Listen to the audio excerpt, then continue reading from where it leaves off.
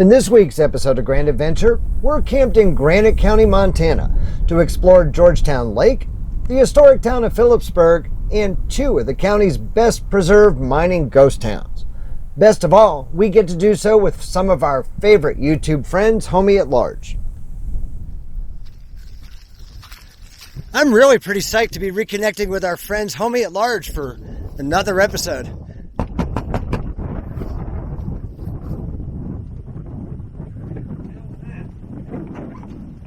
Hey, homie!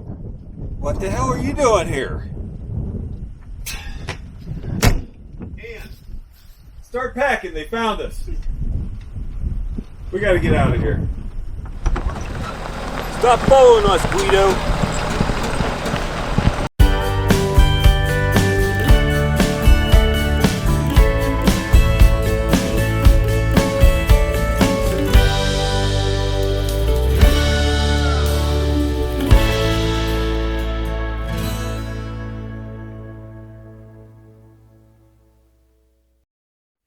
This episode of Grand Adventure is sponsored by the Dyrt PRO. Find the campsite that's right for you from over 44,000 listings, either on the web or on their #1 ranked mobile app. Try all of the Pro features free for 90 days by using the promo code GrandAdventure90. So we've reconnected with homie at large and our friend Jackie here on a ridgetop, about 500 feet above Georgetown Lake, just south of Philipsburg, Montana. We're at about 6,800 feet, where it's been reasonable to be escaping the heat of the lower elevations. It's awfully smoky. We've been dealing with smoke ever since we got here. The forest fires off to our west, along the Montana-Idaho border, and even as far away as southwestern Oregon and Northern California are pouring smoke into this area. So the views aren't quite what I'd love to be sharing with you on this episode, but we'll do our best to show you the beauty of this area of southwestern Montana. We're boondocking along a dirt side trail just off the paved Forest Road 402 at the western end of Georgetown Lake. This is 14-day dispersed camping, which the Beaverhead Deer Lodge National Forest permits within 300 feet of the center line of any of its roads.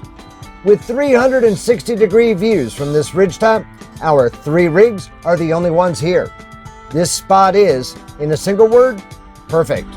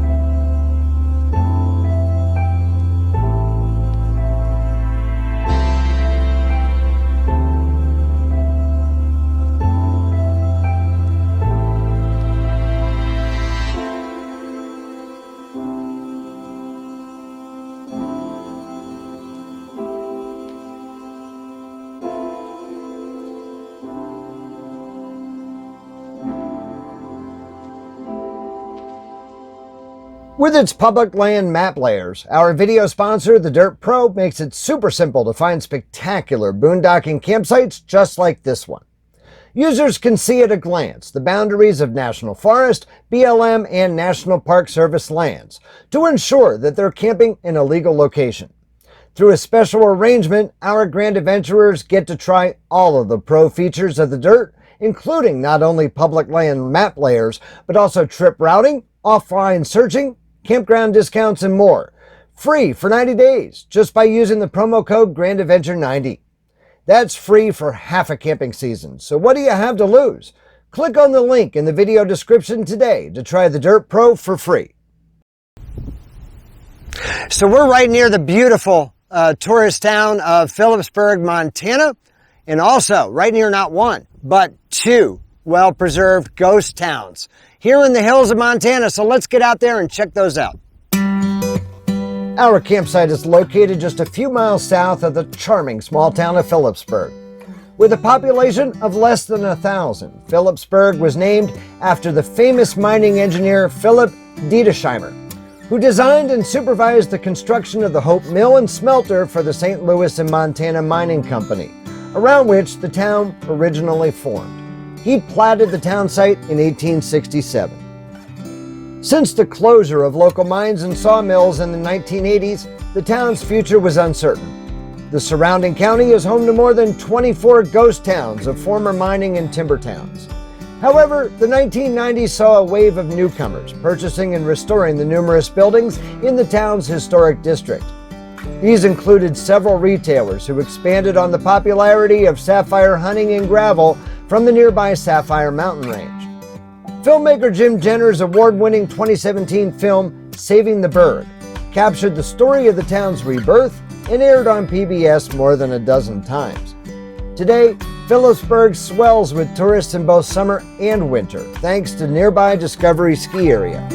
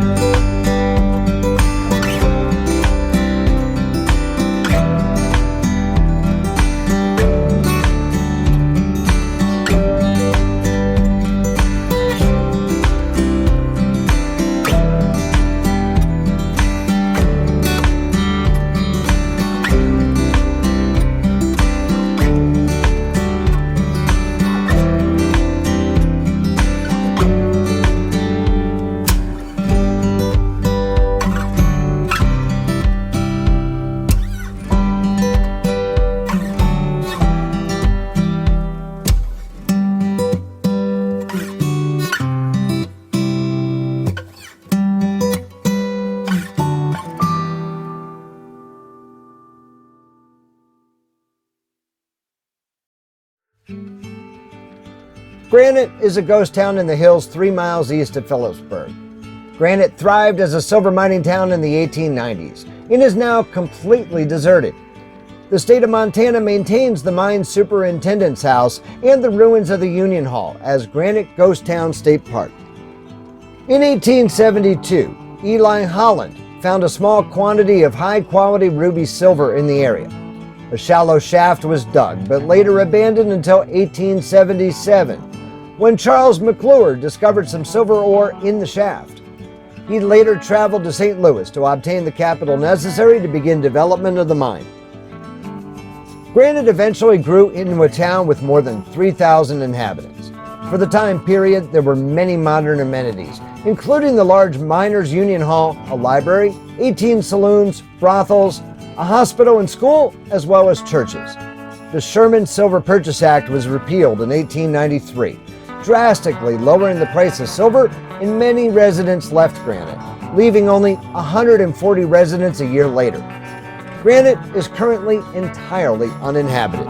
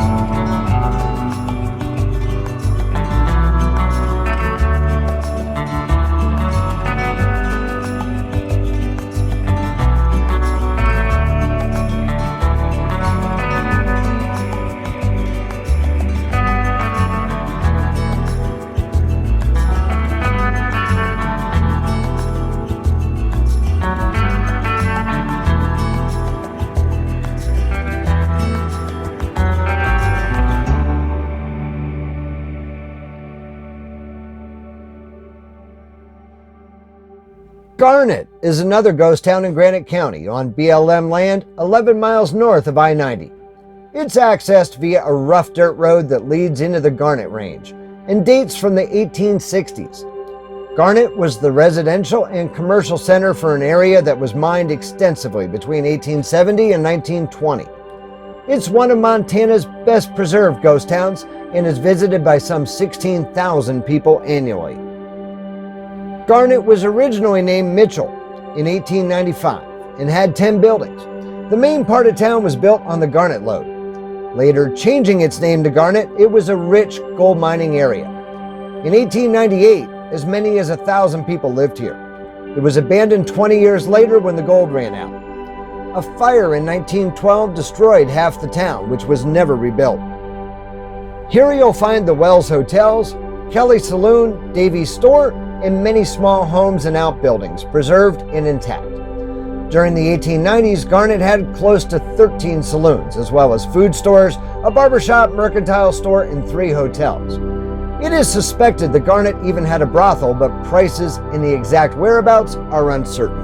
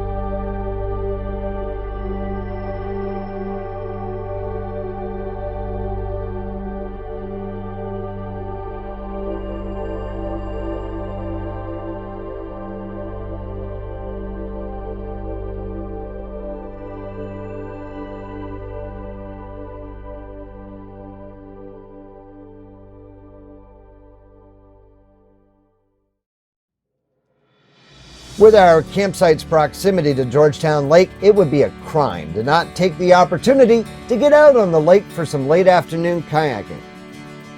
Georgetown Lake is a 2,800-acre reservoir created in 1885 to produce hydroelectric power for the town of Philipsburg and area mining operations. The powerhouse operated until 1990, when Montana Power mothballed the facility and sold the dam and generation facilities to Granite County. Georgetown Lake is considered a blue ribbon fishery and holds trophy-sized rainbow and brook trout. However, we're not fishing today, but instead simply enjoying a peaceful paddle on Georgetown Lake's beautiful blue waters and along some of its more than 17 miles of shoreline.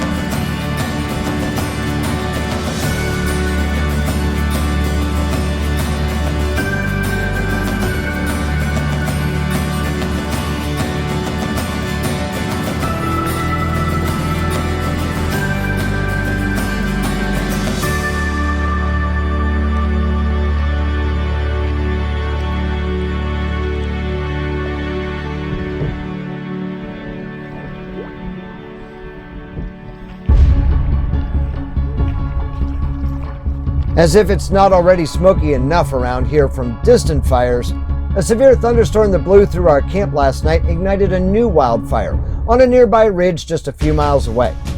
While we were of course initially concerned, crews have thankfully swarmed the new blaze with a wide assortment of tankers and helicopters that are repeatedly dropping loads of fire retardant, and they seem to be quickly gaining an upper hand despite the tinder-dry conditions.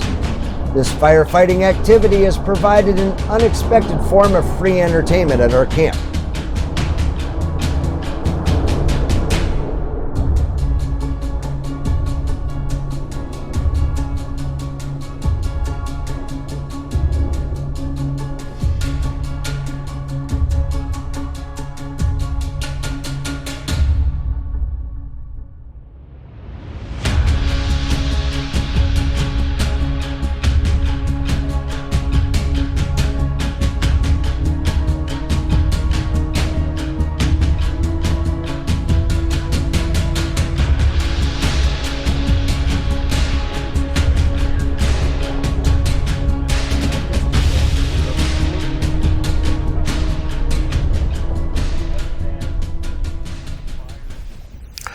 So we truly hope that you've enjoyed visiting this beautiful corner of southwestern Montana with us. If you're not yet a Grand Adventurer, this is the perfect time to go smash that little red subscribe button, the one right down there in the lower right-hand corner of your screen.